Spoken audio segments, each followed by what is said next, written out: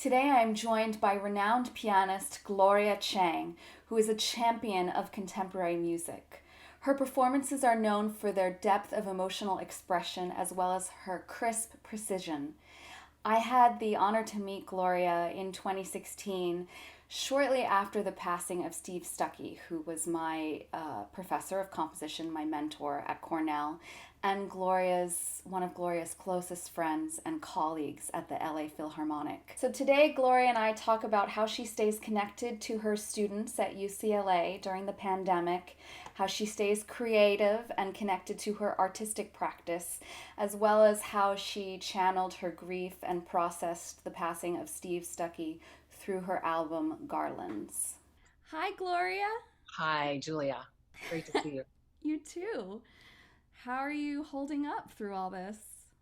It's been I've been healthy. Most of the people I know have remained healthy. Yeah.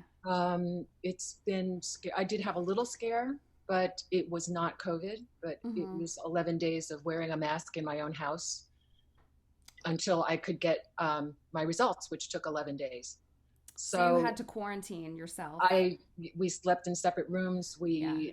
kept away from each other, wore a mask inside the house, just stayed away from each other. By the time I got my results, I was already out of quarantine because it's slowed down so much. But yeah, I'm okay, and I've managed to keep busy with preparing for some concerts. I imagine there was a period right when the pandemic hit where, we didn't know what was going on.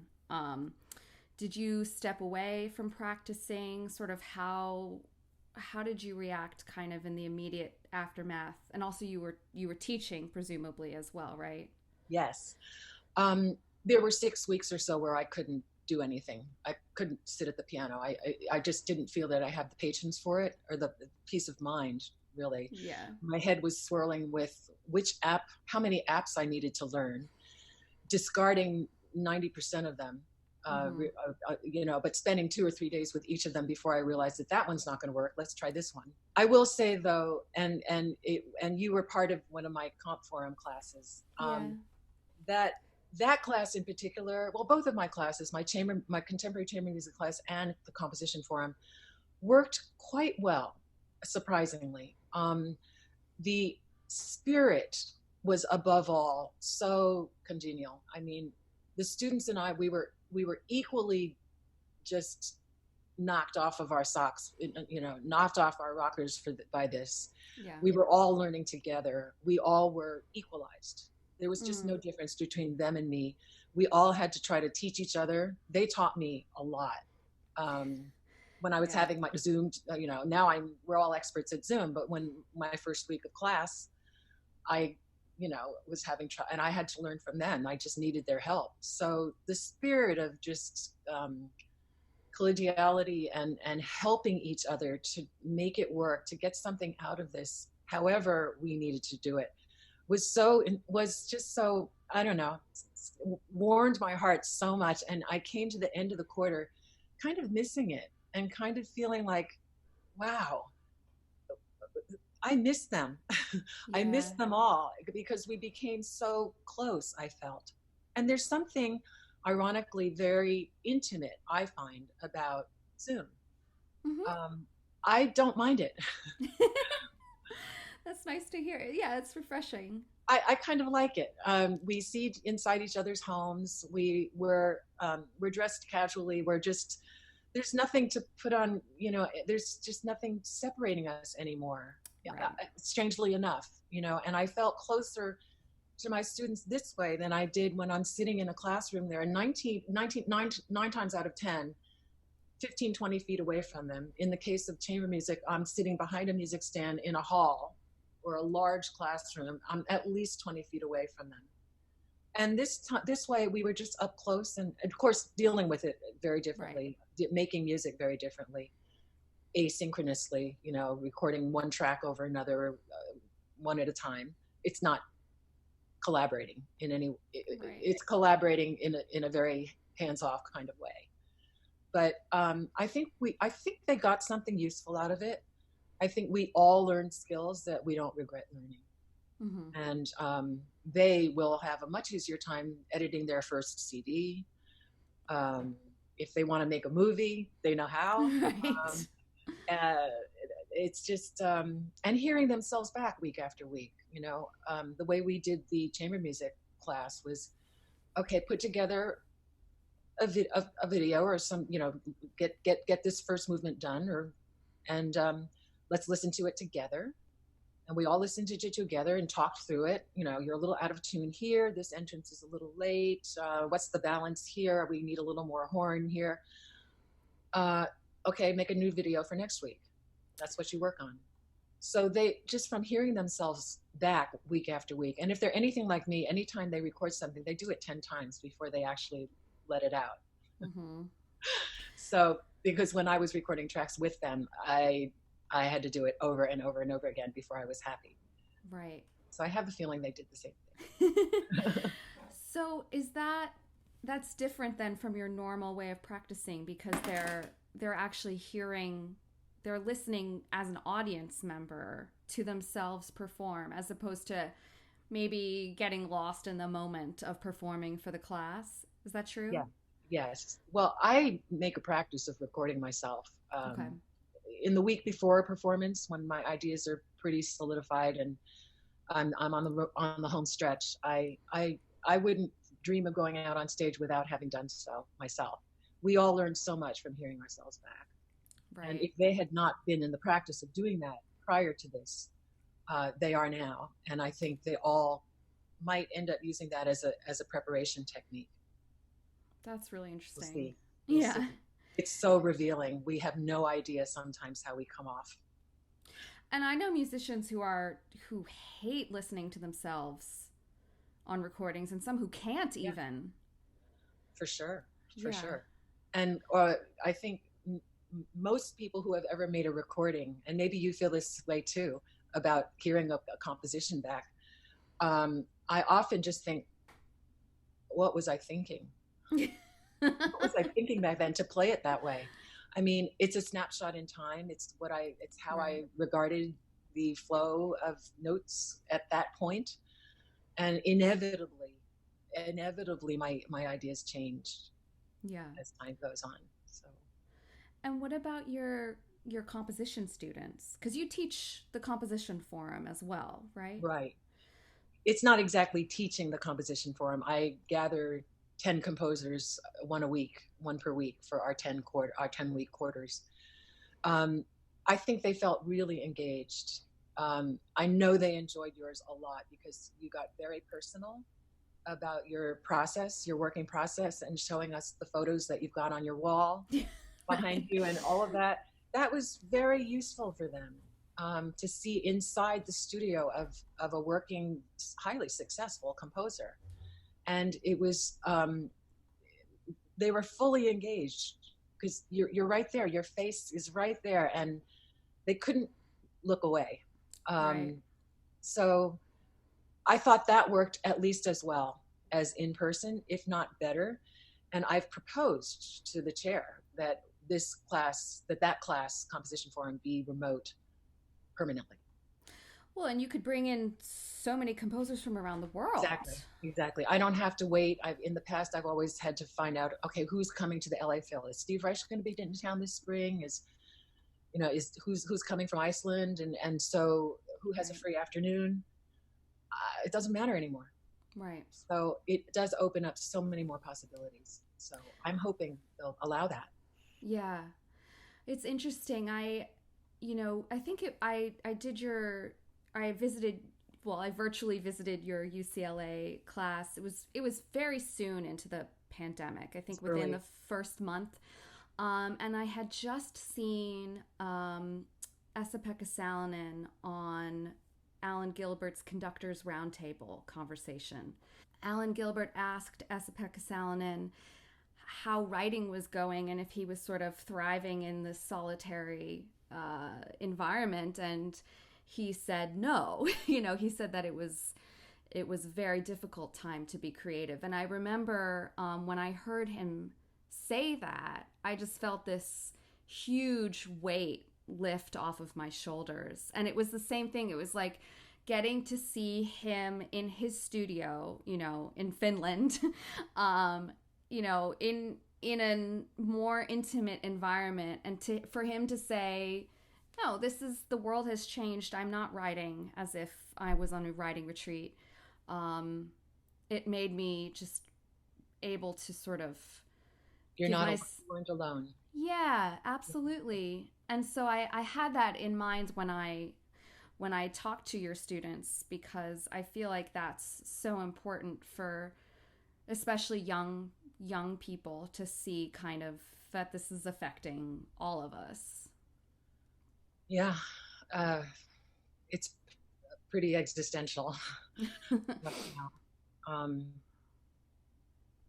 I think most of us do have a little more time on our hands than we used to, though. Yeah. And UCLA is going to be fully virtual in the fall as well. Okay. So we know how to do it now. I think, aside from freshmen who are at this for the first time, it should run a little more smoothly this time around. And I've been using the extra time to kind of fill in on all kinds of things that I never had time to do. There are a lot of Netflix movies. We like music videos. Okay. And so we've watched the John and Yoko one called Something Across the Sky. Beautiful movie, because I tend to live under a rock. I never really was hip to Frank Sinatra. So now, oh my God, that was a real discovery. And some rock bands and things like that. My husband, who's Greek born, knows much more about American pop music than I do. And I mean, I know the Grateful Dead and the Stones and the Creedence Clearwater Revival is one of my favorites, always has been, and Allman Brothers. But so often something will come on and just say, really, you don't know that song either? And I just said, I was practicing when. Right. Practicing all the time. So it's been fun. That part has been fun, mind expanding, things that I've always wanted to learn that I've missed out on. This is very arduous. It's very time consuming. Learning new pieces. I got out in the very beginning, I got out my old Chopin etudes. I think all of us kind of turned to things that we worked on when we were younger, or in years and years ago. And I mean, these things came back kind of, I can still do these, even though I haven't touched them in decades. But new music is extremely steep. The learning curve is steep every time. So I went back to those, and I felt that I needed to do something technical when I came out of my 6 weeks of being just incapacitated by this news and everything. So I felt I better start wiggling my fingers again. So what should I work on? So I got these off my shelf. It took about 3 weeks sitting here on my piano before I dared to open it and even start, because I was afraid what it would feel like. But they've come back, and that's been nice. I'm not going to play them publicly or anything, but just for fun and I needed to get my chops back. Yeah. Did you have to adjust your routine or your practice routine at all? When I got back to it, it sort of fell into place because I do have these concerts to prepare. So there's nothing like a deadline. What kind of concerts are you preparing for? Are they virtual? They're virtual. Yeah. It's a very different way of preparing for a virtual concert. It's a different mindset in many ways. Mm-hmm. I am woodshedding more than normal. What does that mean? Woodshedding meaning I am going for accuracy. I'm really trying to get things, because it's going to live on the internet forever and ever, that things that I might be able to let go in a live performance in the heat of the moment, I'd rather try to have it be clean in the heat of the moment. So it's a different kind of more exacting way to try to prepare for these things, and just getting used to the idea that for a chamber music concert, I'm wearing a mask on camera. Right. And all rehearsals were done in the hall. Okay. so that they don't come over to my house and things like that. It's just the whole thing has been very kind of one step removed from what it normally feels like. That concert is for a group called Pittance, which is made up of LA Opera pit players. And so they're all first rate. Yeah. And they asked me to sort of come up with a bit of a program. Mm-hmm. And we chose a piece by Steve Stucky, our mutual friend, and some other pieces around. I'm going to do a few of the Garlands, which you know well about, the solo Garlands, to fill out the program, because we had to cancel a woodwind trio by LooseLeaf because it would have just produced too many aerosols for anybody's comfort. Oh, right. So these things have been very much in flux, and we're all adjusting to the new paradigm. So are you playing with wind players, or is it piano and strings? Okay. Yeah, I'll do a duo with each of the three wind players. So how does that work logistically? Well, I wear a mask, Yeah. and they're exposed to no one but me. I'm exposed to all three of them, one at a time. But we all felt that we wanted to get this out and off of our plates, for one thing. But we all believed in this music so deeply that we just didn't want to, cancel the whole thing. Right. And we've all been working on this repertoire since actually the fall. Oh, wow. For an April concert. It was quite a demanding concert pianistically. So I've been working on it since the fall.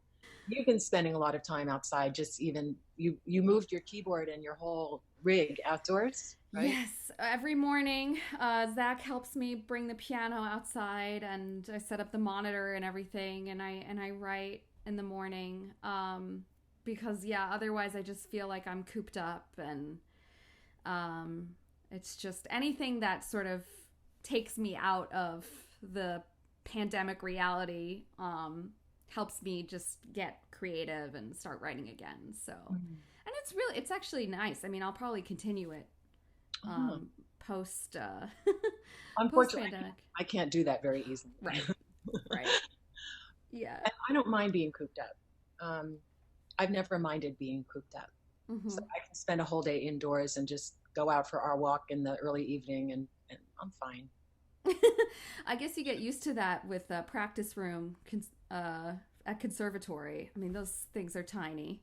I guess, yeah, we're all, most pianists and many other musicians are accustomed to spending time alone. So, and we have to. So, that part hasn't bothered me at all. I've been able to, once I got back on the bandwagon, I focus. What was it like playing live music again?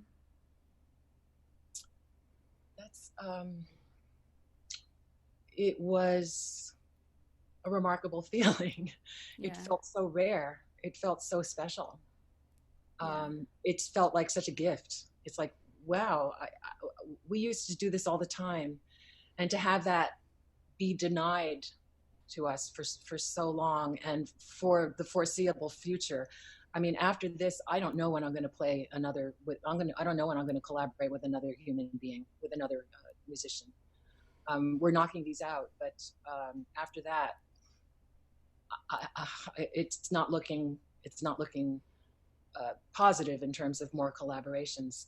So I think it just made us very grateful to do what we do. Are you looking forward to seeing your students again? Oh, I so am looking forward to them. I don't know if they realize how, I don't know if I'm any different. I don't know if I don't wonder if my professors miss me. Maybe not. Maybe not. Oh, good. Gloria Cheng's gone for the summer. But I don't know. They're the hope for our future. The skills that they picked up, the things, the hurdles that they had to navigate this past spring and ongoing. They're going to have to be very strong. I mean, it's been tough for every generation of musicians. My parents were so against my becoming a musician. You're going to end up on the street. You're going to end up on the street. That was like, and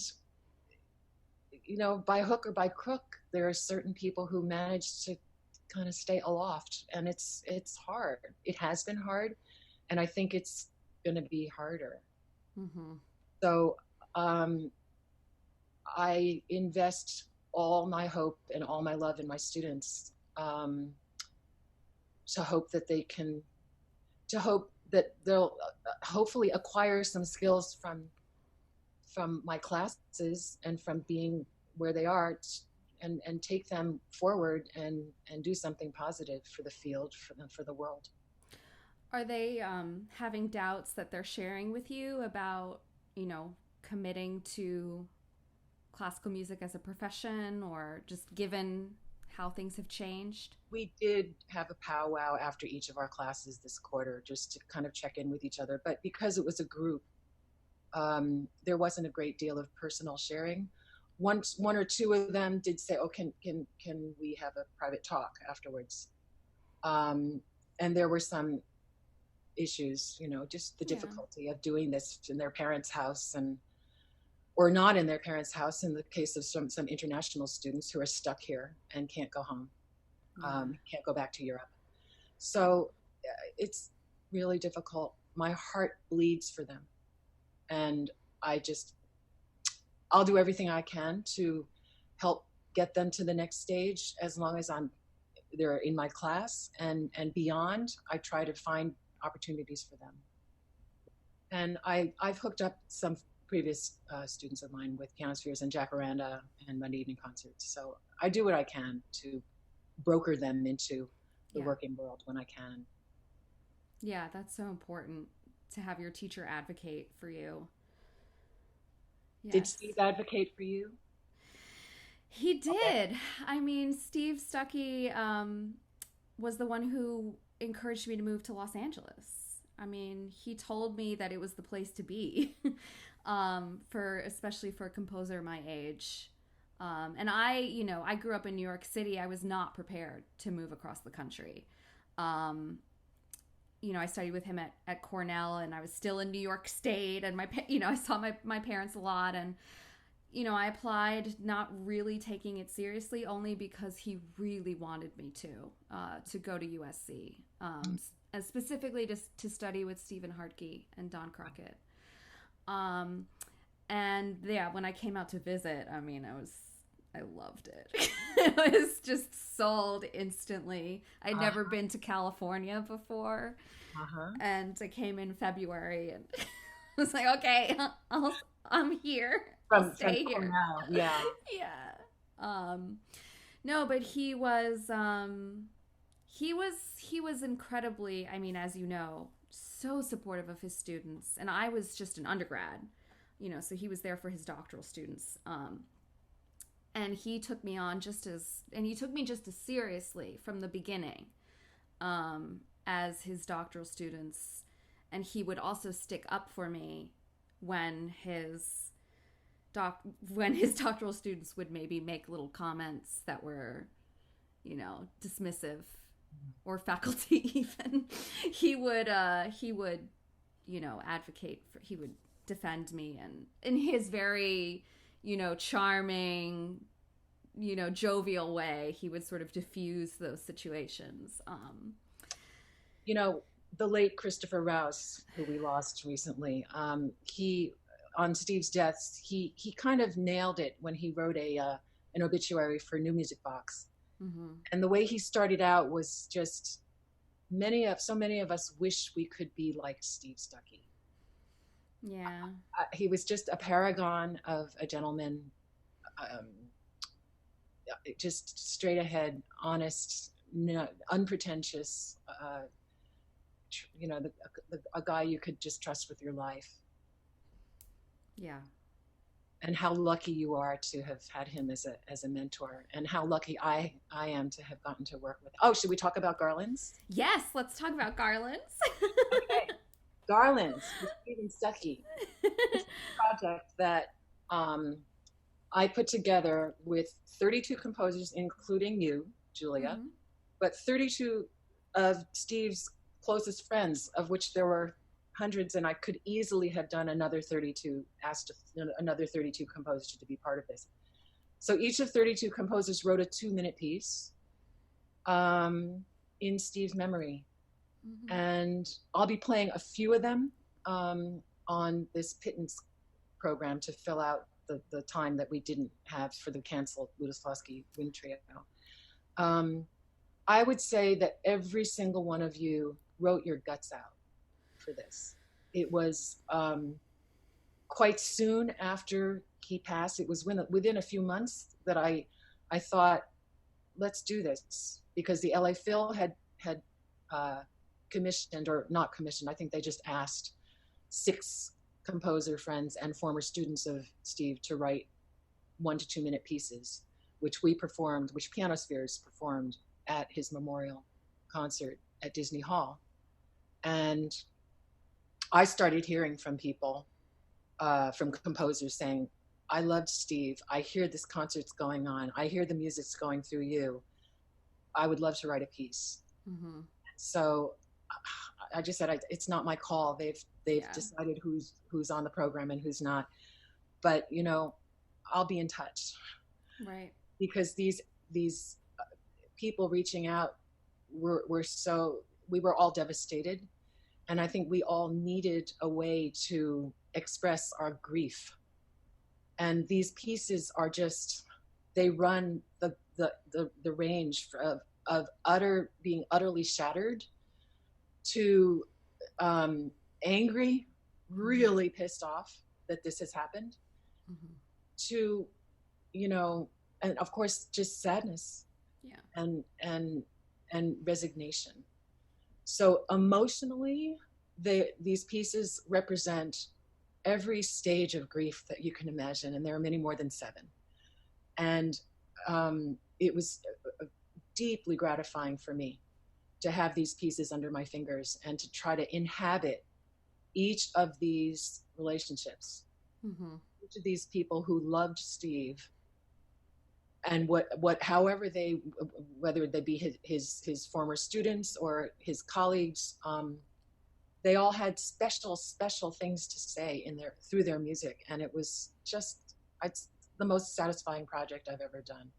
Mm. Oh, and to just remind people that all proceeds, the composers have donated their royalties to the Steven Stucky Composer Fellowship Fund at the LA Phil, mm-hmm. and I've donated all of my CD sales to that. So it's been a wonderful project for me, and I think all of us felt like, yeah. Yeah, how did you, and you performed Esa-Pekka Salonen's piece, correct, at the LA Philharmonic? Yeah, at the hall. And it was so close to after he passed. And that piece must have been written in that immediate month or all 2. Of the pieces were written within 6 weeks or so. There wasn't a lot of time. So can you share with me in any way what it was like to perform Esa-Pekka, who was, one of Steve's closest friends? And who was sitting. And he was there, yes. Well, how do I put this? I didn't have the score for terribly long. Yes, I understand that. I didn't. I remember asking the copyist for special dispensation could you please push a button on your finale file where you have an accidental in front of every single note, because they'll save me a lot of time. Mm. Can you generate an audio file for me? Because hearing it will help me get these pitches in my head. It'll just help me to learn it a little more quickly. And it will be a MIDI rendition. It'll be awful, but I can hear past that. I just need to help. I need the help to get these pitches in my ear. So David Ocker, bless his heart. I love him. Yeah. I did all of that for me. And I just, now the word woodshed. Yeah. I just dropped everything and made sure to get that learned. I don't feel that, I don't really remember how it went. I think I did it. I think I played the right notes. I'm not sure I lived with it long enough to really get at all of the, I'd say in all of these pieces, actually, they all each one represents a universe Mm-hmm. of emotions and of a specific friendship. So Right. things, they're packed with expression. So I feel like now I've lived with it for much longer. I'm finding more and more layers in it. But I would say the more difficult thing, that was difficult because I didn't know the piece as well as I would like to have. But the more difficult part, I think, was playing Steve's 4 album leaves, which I'd played before, for him, I recorded it with him in the recording booth. I mean, that was the piece, not written for me, written for Zach Bjerken, who was his colleague at Cornell. But that's the piece that I love. And the slow movement, I'm forgetting the actual title of the slow movement, but it's a perfect piece of music. It's perfect. It's gorgeous. It's simple. It doesn't try to be anything than what it is. And I have trotted that out many times as an encore kind of thing at the end of the Garlands, at the end of playing the whole Garlands recital. It's just a shining example of everything that Steve was. It's just beautiful. So anyway, I think there are few people in our lives that we can say we'll miss forever. Mm-hmm. And I think he's one of them, in addition to my parents and a few others. But I will miss him forever, and I think many people feel the same way. Yeah, I think so too. Do you think about him in an active way when you're playing those pieces, or do you try to distance yourself from some of the raw emotion? I mean, how do you navigate that as a performer? I sometimes am in tears at the end of some of this. Yeah, I mean, I'm not sobbing or anything like that, but I'm moved by just the depth of the expression, the range and the depth of the expression in response to losing Steve. Mm-hmm. It's been immensely gratifying for me. Not every piece can really just is that much straight from the heart and the soul and the gut, and every single one of these is. So I remember you saying too that he would have been horribly embarrassed if he knew that you had done this, because he was so modest. Yeah. But it is such a fitting tribute to him. I'm really glad that we all could do this together. Yeah.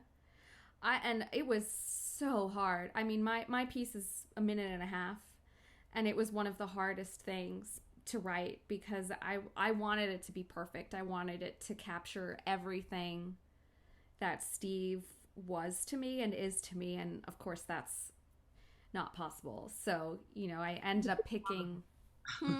You did a good job of it. Thanks.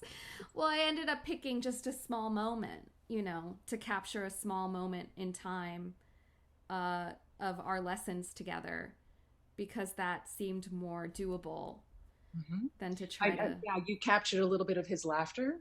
Yeah. Right? Yeah.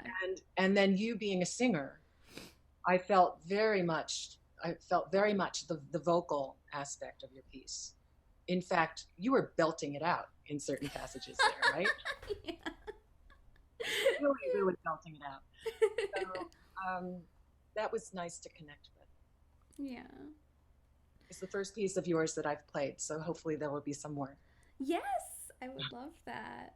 It's very inspiring to me to hear how Gloria is really embracing the recording process into her teaching with her students at UCLA, and how she's sharing with them that there can be intimacy found in the art of recording, and that we can learn new tools and new skills during this time when we're isolated at home. I also think, it was great to talk about Steve with her, and beautiful to see how she really not just processed her own grief through the recording, but really created a collective space for all of Steve's friends, colleagues, and just people who also loved his music, because he really had a profound influence on the music world. She created this space for us all to think about him and grieve his death, and just pay tribute to him and honor his memory. So thank you, Gloria, for sharing all of this with us, and thank you for listening.